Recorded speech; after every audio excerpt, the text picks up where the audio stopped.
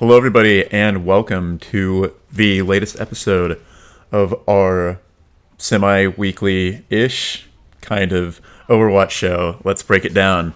I'm your host. That's generous, Nathan. Yeah, it is very generous, but I mean, I count weeks like months. Anyway, I'm your host, Nathan Grayson, and I'm joined by Cecilia Donastasio and Heather Alexandra. Hello. Hi. And today we are talking about a few things. We are going to start with the newest hero in the game, Orisa, who is a big African robot with 4 legs. A giant centaur Centaur Mom. with a machine gun. Centaur mom. She's great. She's really cool. Her design is so distinct. Like, all the designs in Overwatch are distinct, but this one really feels very, very cool. Yeah, I mean, especially in regards to, like, I'm not sure if, like, at the outset of this game being made, we could necessarily have imagined it going to here. Oh, no, not at all. And I like this better. I know a lot of people were like, it's going to be Doomfist, but I like this better because it's not just a guy with, like, a gauntlet. It's like a centaur lady with a gun. I completely disagree. What? Yeah. You would have liked a Doomfist? I wanted a melee tank. You wanted a melee tank. I really wanted a melee tank. I wanted a tank. I want someone big I can run up to people and just punch them in the face and feel awesome. And now that there are custom games, I've been able to do that, and I feel great about it. But there isn't a hero formed around my desire to run up to people and punch them in the face. So I'm disappointed. Maybe that will happen soon. Yeah, maybe. I mean, I doubt it. It's not like Orisa was made specifically to fight Doomfist or anything. No, not at all. That's not her story at all. There wasn't a weird attack on the Numbani airport or whatever it was. Like, no, it's the next character is going to be Nathan Grayson. Yes, finally. Yeah, it's going to be you and then Jeff from the Overwatch team. Oh, yeah. Just like in my fan fiction. I mean... Yes. What? All right, so Nathan, Cecilia, what do you guys think about Orisa? Like, how do you guys feel about how she plays?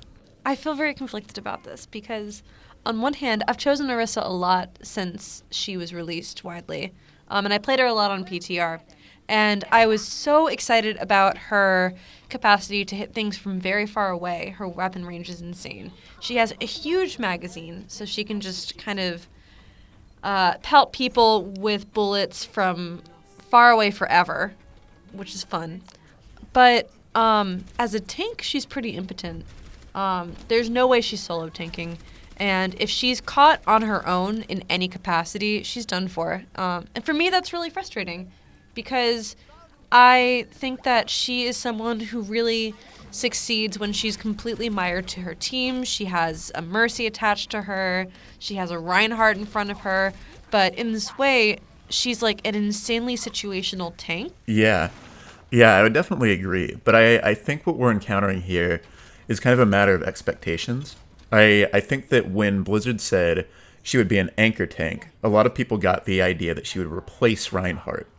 And that's not what's happened here. And I don't think that was ever the intention. I think the intention was to give the game another tank who could really hold down your team. But yeah, she's relying on the idea that you're going to have other tanks. She pairs really well, interestingly well with like D.Va, and she pairs extremely well with Reinhardt. Like, those two together are, I mean, you get so much defense off that, it's ridiculous. She pairs well, but is she good? I think in those circumstances, yeah, she's phenomenal. If you have her with a Reinhardt or something, then it's going to be hell for the other team to do anything to you. It's a matter, though, of pairing her with the right heroes. And again, like, she pairs really well with DPS heroes because that ultimate makes them insanely strong. And she even counters some heroes really well. Again, she counters Reinhardt very nicely between her ability to, like, drag him out of position and the fact that one of her abilities basically negates all of his knockback and knockdown. I think she's one of those heroes where it's going to take people a little while to figure out exactly what they want to use her for. But she has a ton of potential. For me, I enjoy the fact that she feels pretty tough when you're playing her. I know in a kind of, if you catch her off guard, like with any character, Cecilia's right, she can be taken down pretty quick, but I think The abilities, at least themselves in their design, feel pretty beefy. That doesn't mean they necessarily are, but they at least feel good to use. So Fortify is such a fun skill to use, I think. I like dropping the barrier down, sure. It's nice to be able to drop that down in a choke point kind of a bit more permanently than a Reinhardt shield, because at least now you have something that doesn't necessarily require a player to pay attention to it constantly. But I do like Fortify because I just enjoy the feeling of kind of putting myself out there and telling everybody to screw off and ignoring their attacks, ignoring the knockback and everything else. I really, really enjoy that. With that said, she has some hard counters. What is a hard counter for her? Oh my god. If there is a Symmetra anywhere near her, she is completely useless. If there's a Mei anywhere near her, she's completely useless. Anyone who imposes on her, like, movement abilities is totally, like... God. So many bad experiences playing with her recently. It's been really frustrating. I was so excited. I was so excited. Well, I think I don't know. I think she's fun, and I guess you're right. There are hard counters, but I don't know. I think I'm at the point with Overwatch where I am okay. I haven't really done too much competitive at all this season. Last season was pretty fun, but haven't done it much this time just because I've been so busy. I just like the way she feels to play, and for me, I think that's my top priority, at least right now, even though it's hard to kind of tell where she falls within the meta at this point.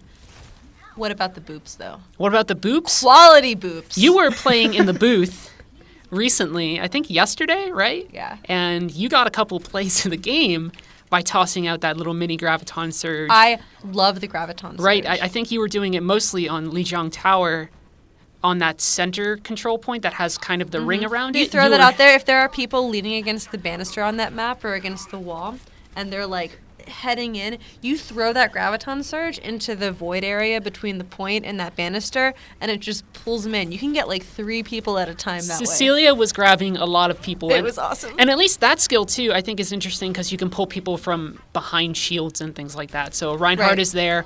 Like, it's a really cool feeling. You don't get a lot of time. You know, it doesn't lock them out or anything. It doesn't really impair their movement after they've been pulled.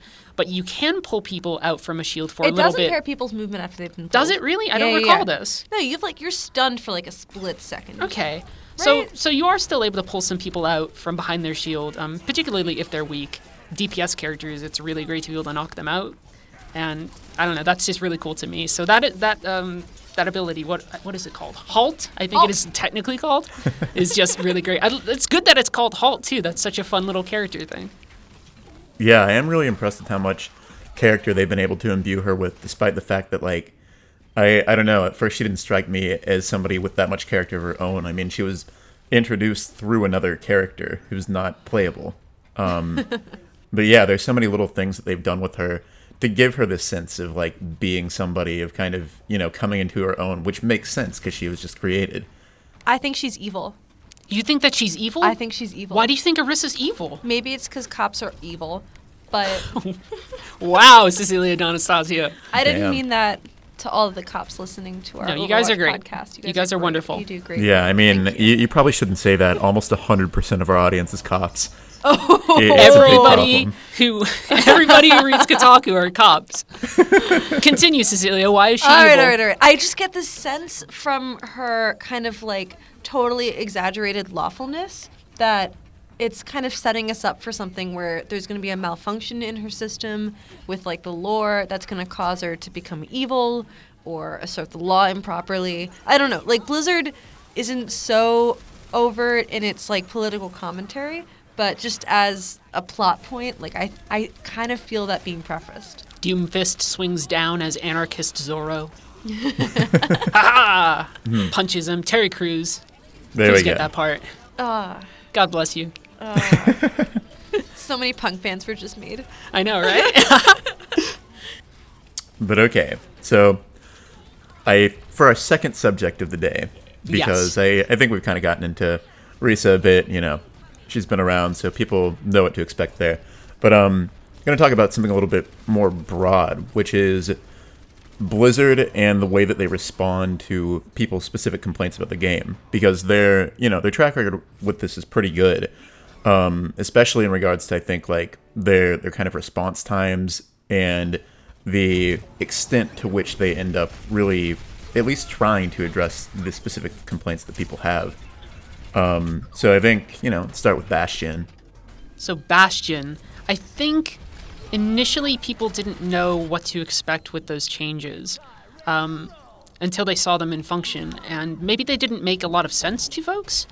And having that out there was really good. I think that having the hard data on that character, the way that they put it out there pretty quickly, especially when anything goes up on the PTR, helps people understand exactly the nature of those changes. I mean, a lot of game companies do this. They make sure that you have that specific information that you need.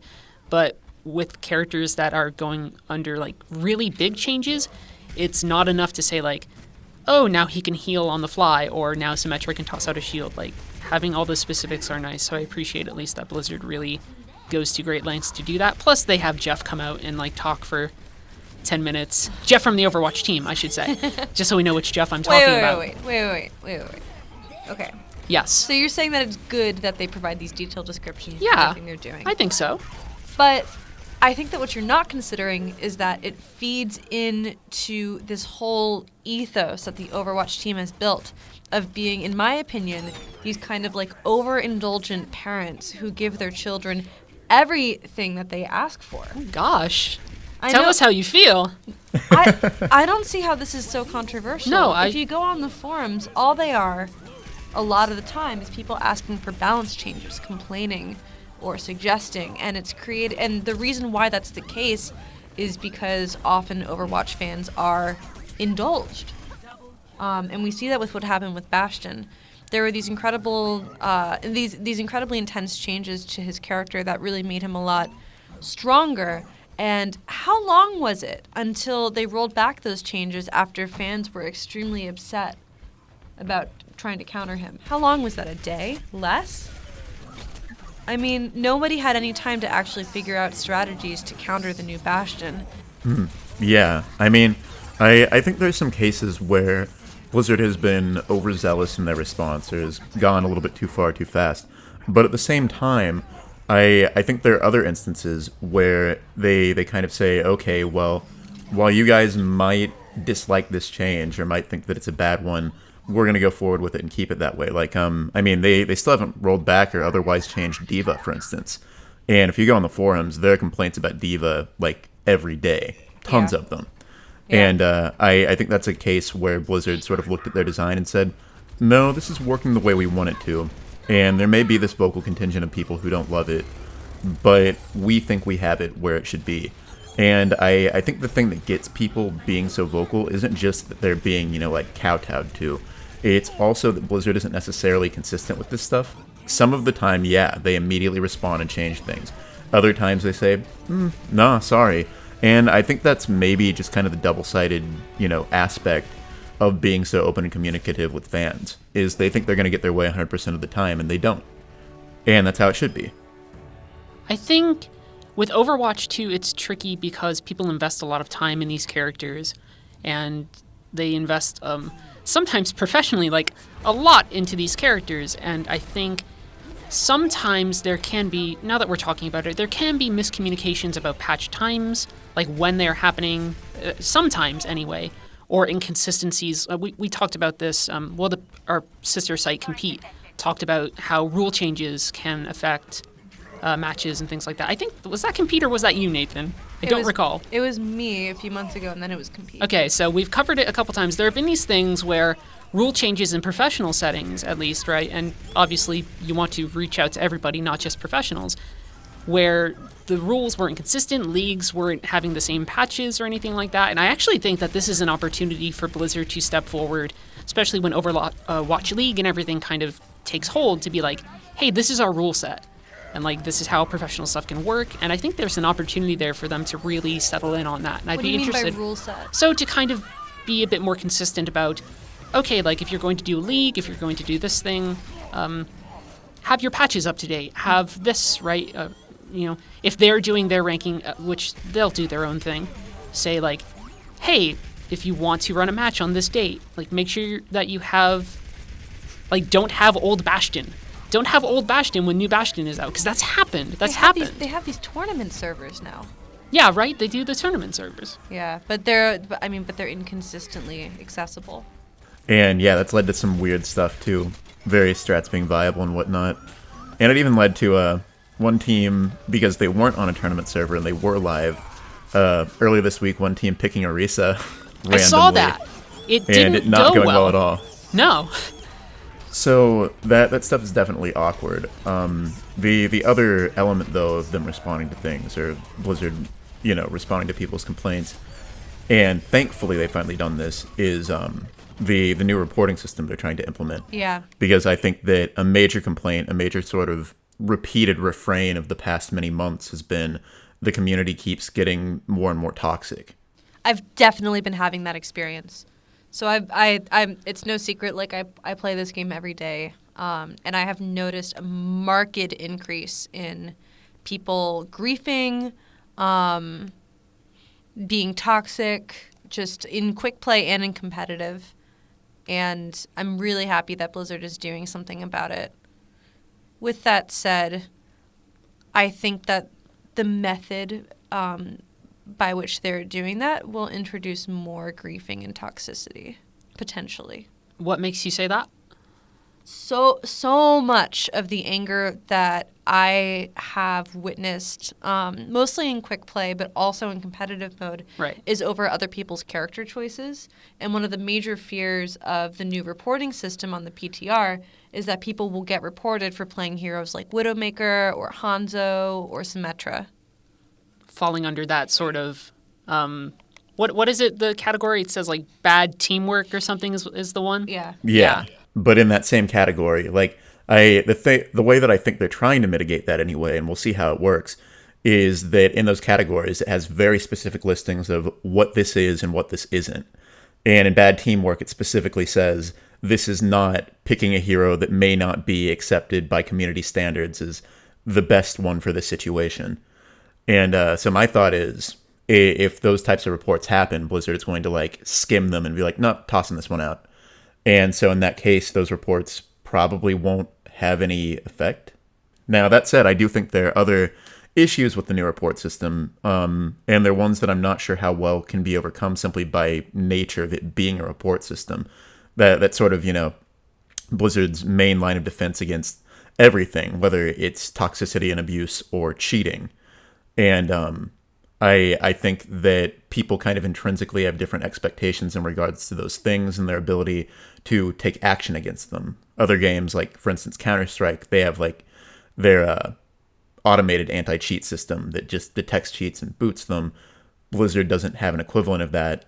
And I think that people maybe see the report system and they report somebody for cheating, and then either they encounter that person again because that person wasn't auto-banned, or they encounter other cheaters and they feel like they're not having an effect.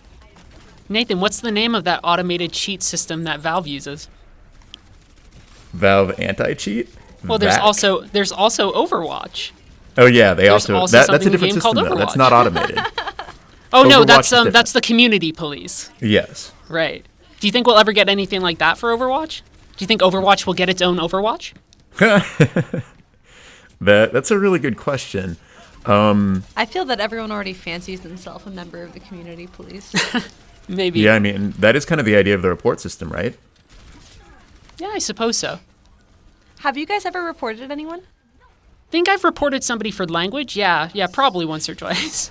Yeah, I reported a racist. Hey, There there was you somebody go. who was in chat, and like the second they got on, they were like, other team with all these like N-word and like just stuff like that for the whole match, and they never stopped. And like everybody else in the game was like, dude, what the hell? Like, why are you saying these things? You're being a total asshole. And so I'm betting I'm not the only person who reported that guy. I report people like every other day. Every other day? I report people all the time. But I